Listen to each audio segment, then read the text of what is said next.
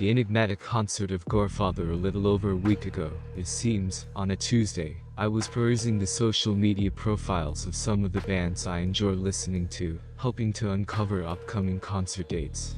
It had become a regular pastime for me, particularly since my friends were either engrossed in their new semesters or too preoccupied for social gatherings.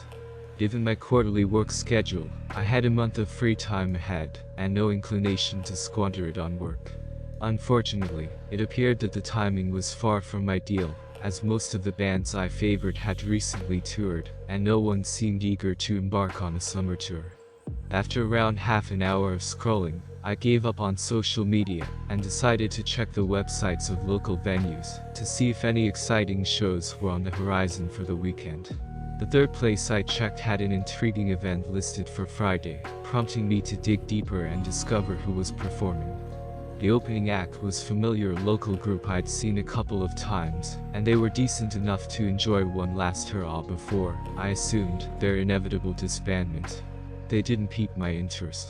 The headliner, however, was someone I vaguely recognized but couldn't quite place. They went by the name Bloodthirsty Fathers. While the name itself was intriguing, what truly caught my attention was the fact that the show was already sold out.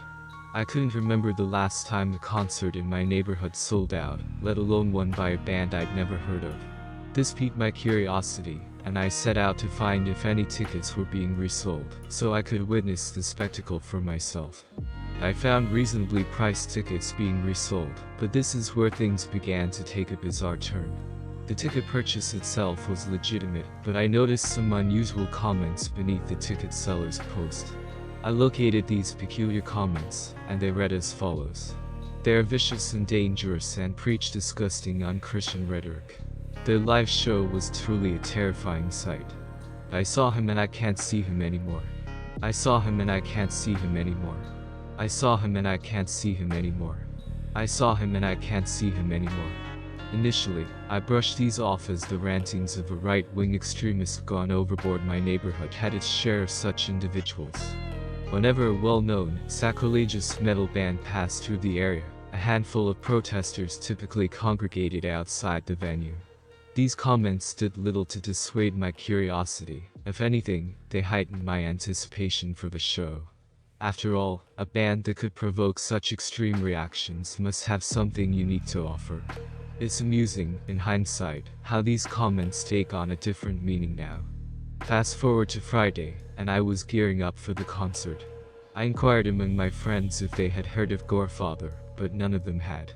I speculated that I was either about to discover a rising star, or they proved to be forgettable. Either way, I was eager for the night's entertainment. The venue was packed, exuding a pungent mix of sweat and beer. By the time I arrived, it was already oppressively warm. Fortunately, my fake ID did the trick, granting me access to the bar, where I ordered a couple of drinks in an attempt to cool down and ease my nerves. For some inexplicable reason, I felt an unusually high level of excitement. The opening act gave a solid performance, with initial poor reviews for the first few songs, gradually giving way to a positive reception. It seemed that most attendees were more interested in socializing and conversation, paying little attention to the stage. However, as the second group finished their set, a wave of anticipation swept through the crowd. People started moving forward en masse, and I found myself sandwiched between two towering, sweaty men, unable to budge. The audience seemed collectively holding its breath, riveted to the stage. After about 15 minutes of this electrifying energy, the house lights dimmed, leaving everyone in eerie silence. The stage stood empty except for a microphone and what resembled an ancient Moog Model 10 synthesizer, emitting a continuous, previously unnoticed hum. I suspected it was the source of the sound. I had failed to notice when it had started, but it was clear that one of the band members was already on stage, ready to perform. I saw him. He was clad entirely in black, his face painted a ghastly shade of red, not in the style of the Blue Man Group, but a grotesque, blood-like red. Perhaps it was real blood. Maybe it was. I struggled to describe the events that unfolded next. Initially, I attributed it to the alcohol, but with time, it seemed increasingly real.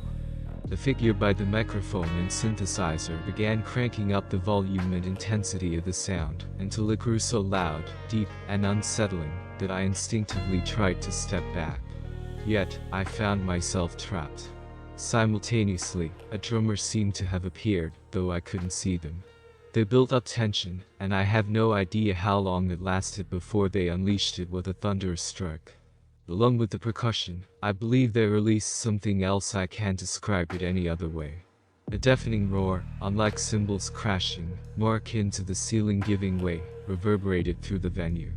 The floor quaked, the crowd surged and seethed like tumultuous ocean waves, and I lost all sense of my surroundings.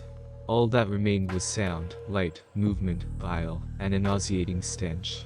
People were clamoring and pushing forward, and it took me a moment to realize that I felt like I was slipping and falling backward. I blindly struggled forward, grasping at anyone within reach, before someone shouted in my ear, yanked me back, and I collapsed. I can't recall anything beyond that point. I'm unsure if I witnessed the band's performance or if it was a figment of my imagination. I saw him.